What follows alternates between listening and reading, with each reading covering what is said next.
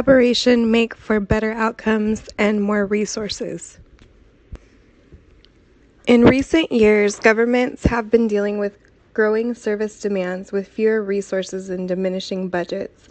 In an attempt to bolster efficiency and effectiveness, collaborations have become a prominent means of doing business, from partnering with nonprofit agencies to private sector consultants. This infograph shows a unilateral desire for agencies to develop stronger relationships as proponents for better service, decision-making, and allowing for better service time. Current public sector employees see the need for collaboration in order to share and gain analytics, information, and reporting as a way to eliminate silos and bring all the sector's strengths and resources to the table.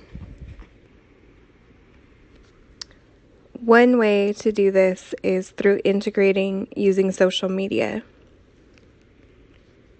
While it would be great if collaborations and cooperatives just happened out of thin air, typically there is a law or mandate established, which then in turn is used to set mandates for what is required of agencies and who they need to collaborate with. In order to establish the collaboration, resources are required.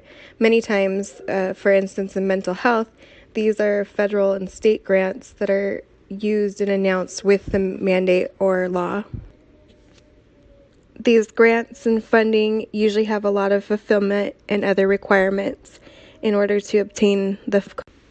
So again, with the example of mental health services, if it's a government mandate to provide constituents with mental health services, such as therapy or rehab from alcohol or chemical dependencies, then part of this resource in obtaining the grant funds is typically to outsource these contracts to private sector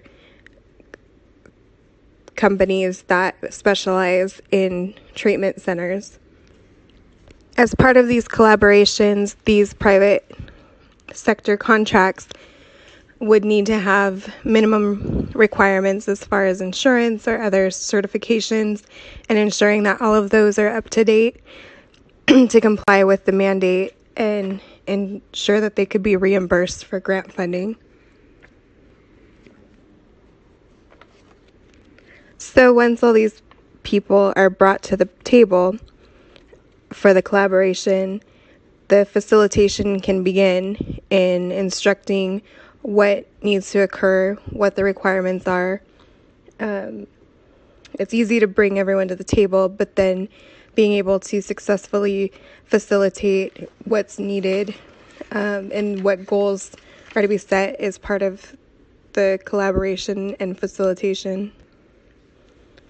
This happens with the brokering, where the reference frames for each individual is what one public sector agency may be different than a private sector agency.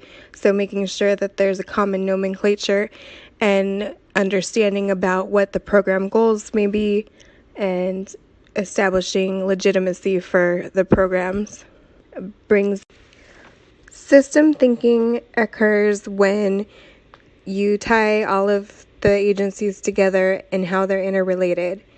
Once that happens, you can clearly identify which agency or partner will tackle what problem and what the needs are to